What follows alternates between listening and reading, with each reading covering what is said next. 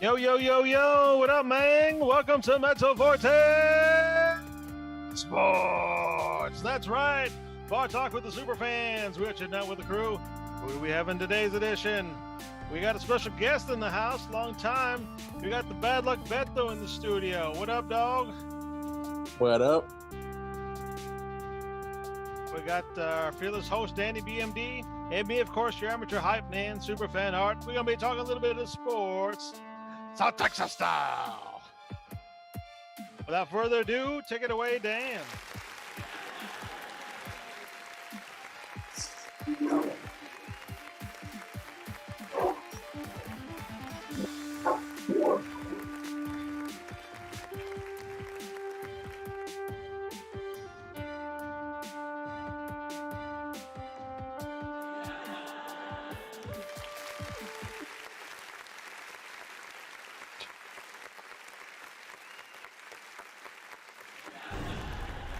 If we're We missed you, bro. likewise, every time on my fantasy team, I won. But Greg the Leg came in clutch. They signed up Hirulali as just like a scare tactic, just to put the pressure on Greg the Leg. But he came in clutch as he did for the Rams, not for the Cowboys recently, but as you can see from last game. But they did fairly well. The defense has been showing up. Trayvon Diggs doing something no Cowboy player has done in like a freaking 20 years or so, 30 years, 40 years. Can't recall. The first Cowboy player to have an interception to the first games of the season. So that's something that defense is showing up now, not digging the same holes. I guess Dan Quinn coming in is actually doing something well and putting discipline on a young secondary and a hopefully dominant linebacking core if they can get their act together. And seeing that both our defensive ends are out, Micah Parsons came in clutch, covering in for Lawrence and Gregory, applying that pressure. Didn't put too much on the column, but I mean, at the end of the day, I mean, a win's a win, and that defense came together as a unit rather than putting stats on the board. Nice.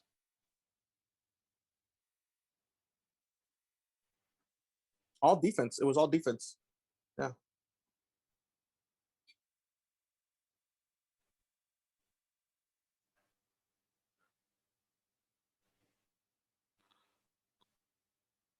Yeah.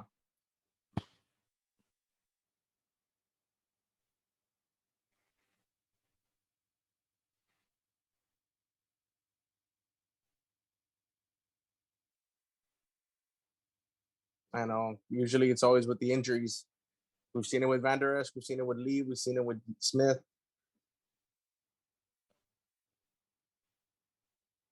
Mhm.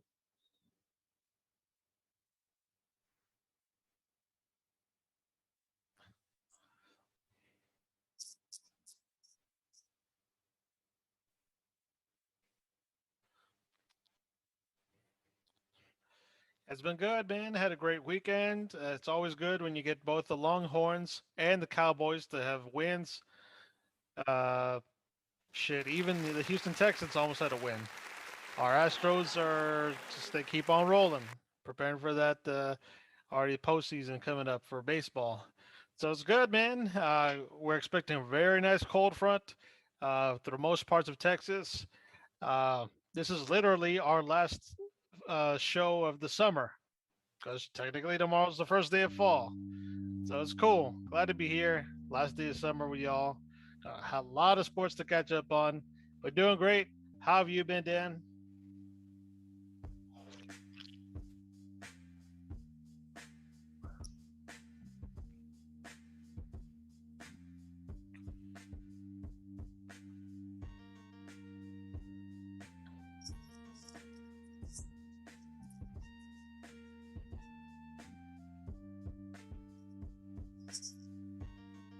Definitely, it's a good way to connect with other people and learn about other people and other sports that normally you wouldn't.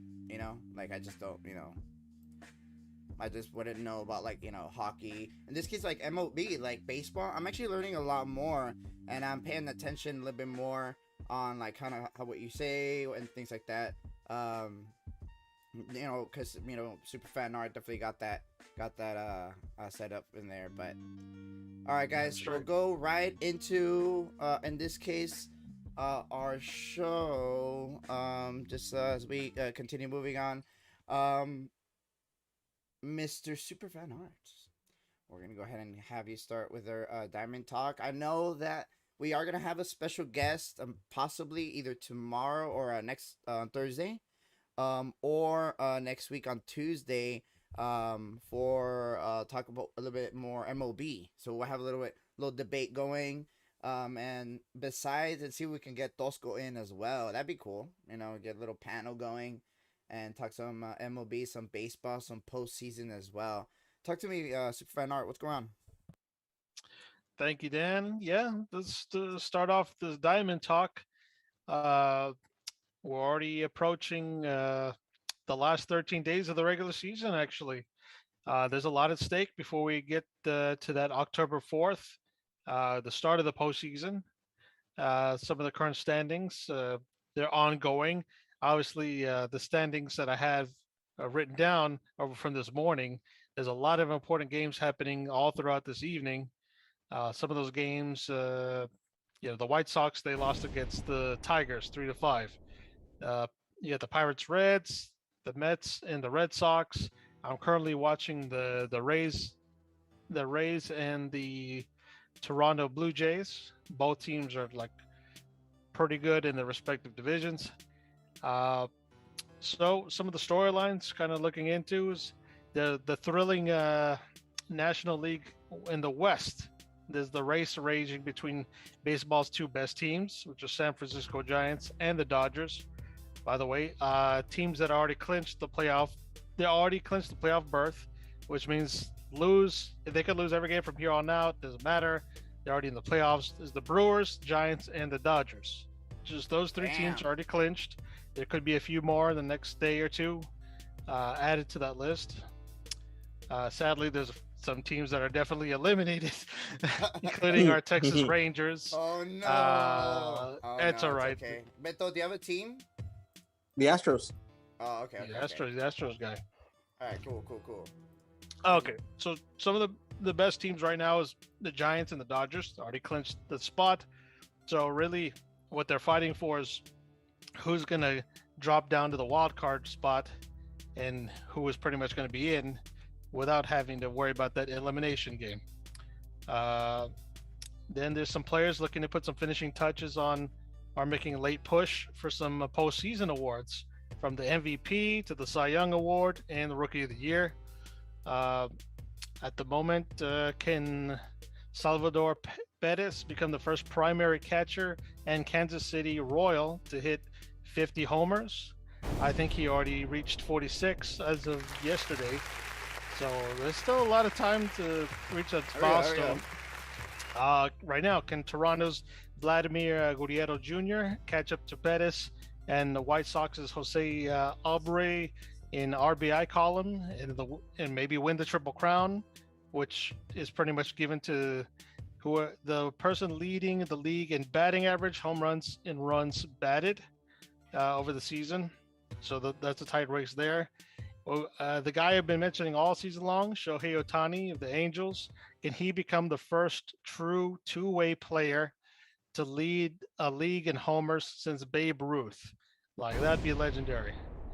So yeah, that's some things that obviously going to be looking forward to in these last 13 days. So most of the attention has actually been in the American League wildcard race. Basically, there's a three-way tie between the Yankees, Red Sox, and Blue Jays when Friday began, and a couple of critical head-to-head matches are going to be remaining. I think the Yankees are going to face the Red Sox maybe this weekend, if not pretty soon thereafter. Oh yeah, this weekend, excuse me. Blue Jays play the Yankees next week. Every game, these teams are going to be playing to move on forward. The stakes are getting higher and higher. You got superstars on all teams, like shining when it's the time to shine. Like, there's no holding back now. I told you Vladimir Gurriero Jr., his hot bat, Aaron Judge of the Yankees, Xander Bogaerts, Chris Sale, Garrett Cole, Robbie Ray, so many other stars going to make up these talented rosters.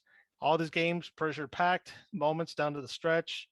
So right now, this is probably the most fun this season's currently getting up to now. The American League East is pretty much a juggernaut. So it's only fitting that three of its teams will advance into the postseason. Question is, which one will not? Uh, and as I mentioned, Kansas City Royals, Oh, Salvador Perez, he did hit that 46 home run, breaking Johnny Bench's record in the season as the Royals beat the Indians 7-2. Uh, so I'll be on watch to see if and when he does maybe catch up to that 50th home run, which would be legendary as a catcher. Uh, and there's other accolades, batting and hitting. Well, no, hitting and RBIs and stuff. Astros, Uh, I was and about to say, Astros are currently still holding on to their leader spot. what do they need to clinch? I don't necessarily know how many games left they need, but they're sitting pretty good right now. They're ahead 7 games from the Oakland A's, who are currently second in their division. So as long as those 7 games don't they as long as they keep that good cushion of 7 games or so, shit, even like 3 or more games ahead of them Oakland A's, they got nothing to worry about. They should probably clinch that spot uh maybe sometime later this week. So I already have that insurance. You know what I'm saying? Yeah, yeah. But Which makes anyway, it a little Albert, bit easier. Yeah. I bet though out there you've been keeping up with some of your Stros. Right now, I know they're playing the Angels right now, so that's gonna be a good game. I know they've recently been dominating the past few games over the past week or so. I know I had actually had tickets to go a few weeks ago, but I had to give them up. There were pretty good seats. I know a friend of mine from work as well. I gave them to him. He enjoyed the game. Um, Nice. Nice. I but mean, not basically, nice for you, but I know, screw me, right? But what's it called? No, I mean, honestly, with everything going on, it's really rare for me to keep up with everything in sports as far as other than the Cowboys because I have my weekends off. But I know Nice. for get me, I've tired been of that. keeping up with the Astros just whenever I can on ESPN and anything I get on my news. And I know that right now they're currently holding their spot for the number one seed for the conference. So honestly, for me, as long as they keep that spot, and I'll be watching them in October for sure. Nice. Yep. Currently, like I said, 7 games ahead of Oakland A's for the top spot in American League West. Uh, I mean, knocking on wood, barring any like disaster where like Oakland goes on a run and Astros go Hmm. on a losing streak, there shouldn't be no worries. Yeah, for me, honestly, my main worries, which is not a big major one, but it's something to consider, is that Correa's on his contract here, and I know in the beginning of the year they offered him like what was it? It was a like I want to say it was like for 3 years, $30 million per year, like a $90 million contract, something like that, which is for being a shortstop, first overall, and a player of his caliber. It's I'm not saying he's no Jeter or A Rod or an all like a freaking Hall of Fame player, but he's a pretty high caliber player for what the way they offered him a contract was meaning an insult to him, and I know he can get way bigger money out in the market, seeing that there's no salary cap in the MLB. Um, but honestly, it's his contract he's playing. He's betted on himself. Uh, Hopefully, he gets paid out. Not not like not saying like the highest shortstop to play, right? But I mean, if anything, just something along the high class players. Because honestly, that contract that he was offered in the beginning of the season was mediocre compared to what he is.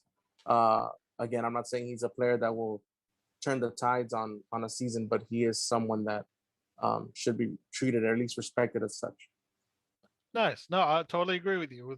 Hmm. His work output should match, what his contract should be. Hmm. According to you, they didn't really live up to that in terms of financial offerings.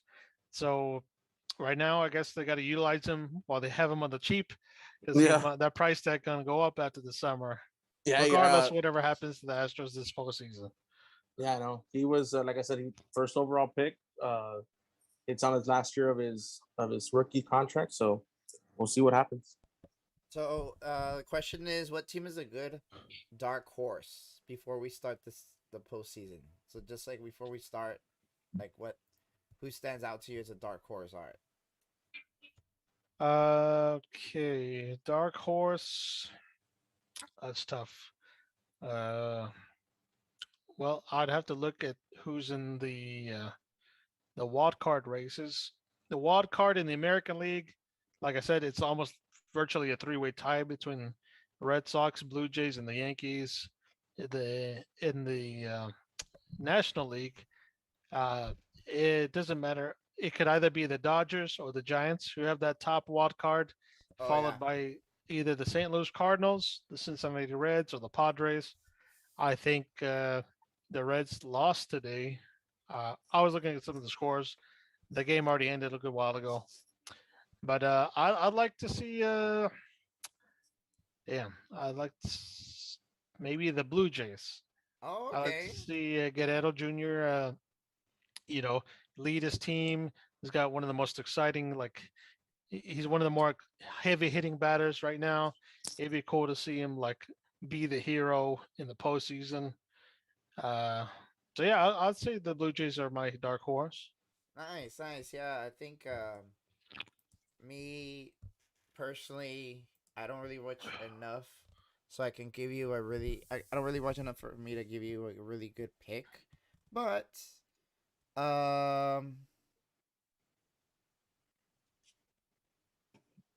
I don't That's know. all right. You could just take a guess. I'll just say Brewers. There you go. Nice, Milwaukee. Very good. Milwaukee. They need to come back. Milwaukee's currently one of the leaders in the National Yeah. League in the Central. I was like They're, last year, how they do? um, I couldn't say that I they mean, made it to the end I guess we because wouldn't. Yeah, it wouldn't really matter because obviously they didn't go far enough for us to remember. There you no, but go. they're looking good. They're about 10 and a half games ahead of St. Louis. So they got, I mean, I told you they're already clinched for the postseason. So, I mean, they've been flying under the radar somehow without Yeah. big name stars or headlines. They're doing good for themselves. So, So yeah, good choice. so real quick, we are gonna just start and just segment into our major headlines for around the league, including a little bit of NBA. I know that you have a little bit NBA news, right? All There's right. about two storylines that caught my attention for basketball. Yeah, and I know we do have in-house super fan Clippers super fan Bad Luck Beto. So we'll have him talk a little bit about some His New new Horizons, New New Horizons. Horizons. I guess. I mean, I don't know. It looked kind of weird, dude. That presentation looked weird. I know Kawhi wasn't too happy. He looked happier on that way too sexy video with Drake. Dude, whatever. yeah, That Didn't need was that's didn't need to be travel doing music stuff. Oh videos. yeah, I was like, whatever. he's in LA, bro. Yeah, Come I on, mean, anything yeah, he wants now. yeah. True that. True that. I This mean, is let's be so honest. Win. That video was probably better than Space Jam 2. Just throwing that out there. I'd probably agree with you on that. No, that, yeah, yeah. Seriously, maybe Drake should remake Space Jam 2. Let's not get too far ahead of ourselves, then. All right, guys. Direct to video, all Canadian players. All right, guys. We'll go ahead and move right into our major headlines. In this case, we'll do sports around the world. I'll start just like with mine, and I'll have you do yours, Art, and we'll kind of talk about all of them. Good work, girl. Let's see. Oh, my bad, man. They said sports around the world or around the NBA. Just well, the NBA and because I'm gonna talk a little bit about other stuff as NBA well. cares, already. NBA Everything cares, just bro. made your headline. Well, it just made your It's headlines. a make or miss league, Albert. No pun Dang. intended. No. Speaking of make or miss, hear about this? Philadelphia 76ers All-Star forward Ben Simmons will not be reporting for the opening of training camp next week. He Wow. intends to never, ever play another game ever for that franchise, the God. Philadelphia 76ers. God damn. So Simmons, 25 years old, who is under contract, mind you, for 4 more seasons, he wants to trade out of Philadelphia. He told management that he has no plans to wear an NBA uniform again until he's moved to a new team, as per sources. It's that Jenner curse, bro. Very Bill. Oh God. So Simmons has 4 years, $147 million left on his max contract, including $33 million for the 2021-2022 season. Clearly and understandably, the potential financial implications of him sitting out could be devastating for the Sixers. They could test Simmons' willingness to stay away by, if Simmons sits out, don't get me wrong, Philadelphia's going to fine him, but that's going to solve nothing. That's just going to waste time for both sides. So, Simmons, he's been requesting a trade for quite a while. Discussed, some teams have expressed some interest, I think, but all the other times, Philadelphia would always ask for way more than what everybody and their grandma knows Simmons is not worth. He's not that superstar we all thought he could be. And his trade value's not as hot as everyone supposedly thinks. So let's get your all's opinion on how things are shaping up for Simmons. It's been a long summer for him. It's going to be even the start of the NBA season is actually like next week, I believe. So someone's got to make some moves. I don't know. Albert, what do you think should be the good move for Simmons? Well, I know that the Timberwolves were in talks, and I know the Blazers were another thing. I know that like a Supermax blockbuster deal was in talks. When I mean the talks, it was just like a rumor mill type deal. There was nothing actually, offered in a sense, but it was a trade that did make sense for everyone getting what they wanted. However, Sixers, I don't mean to bring in another sport into this, but Sixers are asking what Deshaun Watson's worth, and Deshaun Watson is considered the Michael Jordan of football. That's not my words. That's the news, the media. Again, like you're saying, it's a point guard who nowadays is a shooting league that can't shoot. I can't make free throws.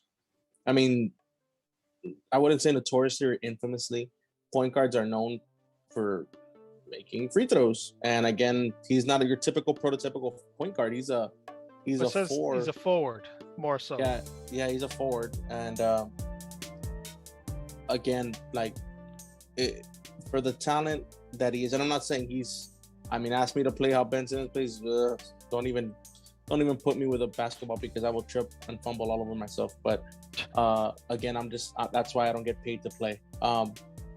Again, for the caliber player that he was supposed to be or is. I'm not saying he's a runner-up defensive player of the year. His defense is not being questioned at all. It's more of the offense, and that's what we are right now. And we're looking at two-way players who are like, you're looking at your Kawhi Leonard, your Paul Georges, your my Clippers. You're looking at we're looking at your Giannis's. You're looking at your LeBron James, even though he's almost 40 years old, he's still able to make an impact. Your Devin Bookers, your Chris Pauls, like all that stuff is accounted, and for you being just a one-way player, defense back in the day maybe won you a championship, aka the Pistons, but